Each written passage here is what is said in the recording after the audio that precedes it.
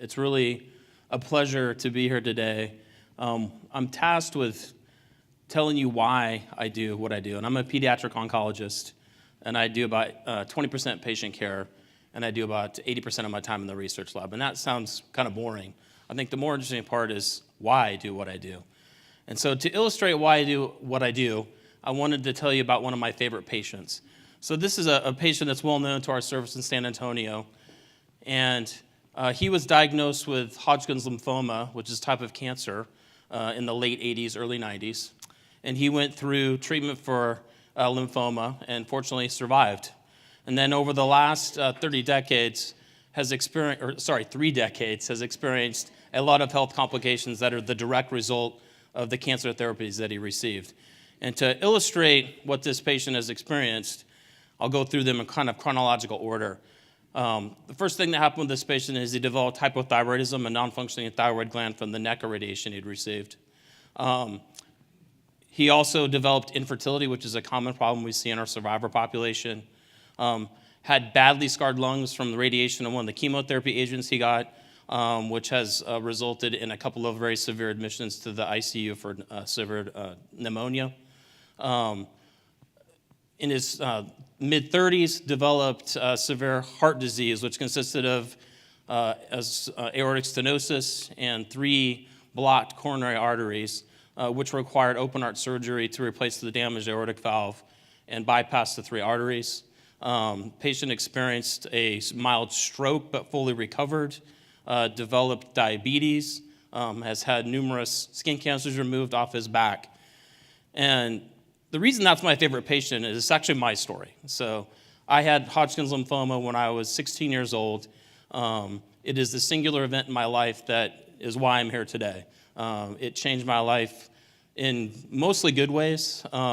Cancer is a very difficult disease to go through, and I would argue especially as a teenager.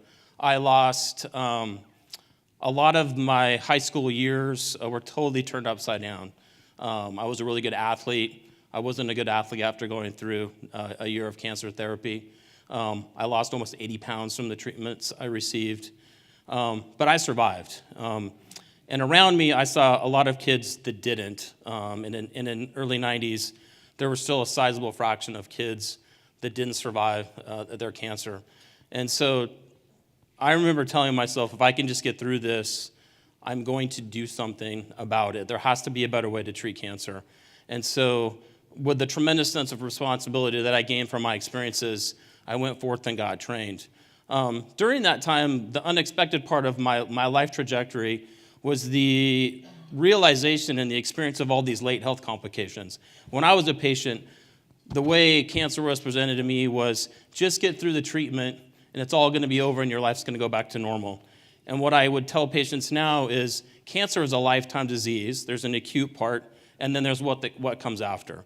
And we have to prepare our patients for that trajectory. And so that's why I do what I do. And it's really one of the most important things we do in oncology, in my opinion, going forward.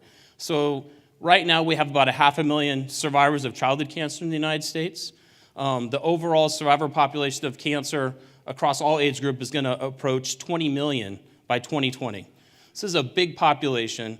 We're kind of in a new area of oncology where what we do to treat patients and how we cure them has to really be focused on what their quality of life is going to be like afterwards, because we know so many of them are going to survive. And so to end, I wanted to share a quote from Albert Einstein. So he once said, "Problems cannot be solved by the same mindset that created them."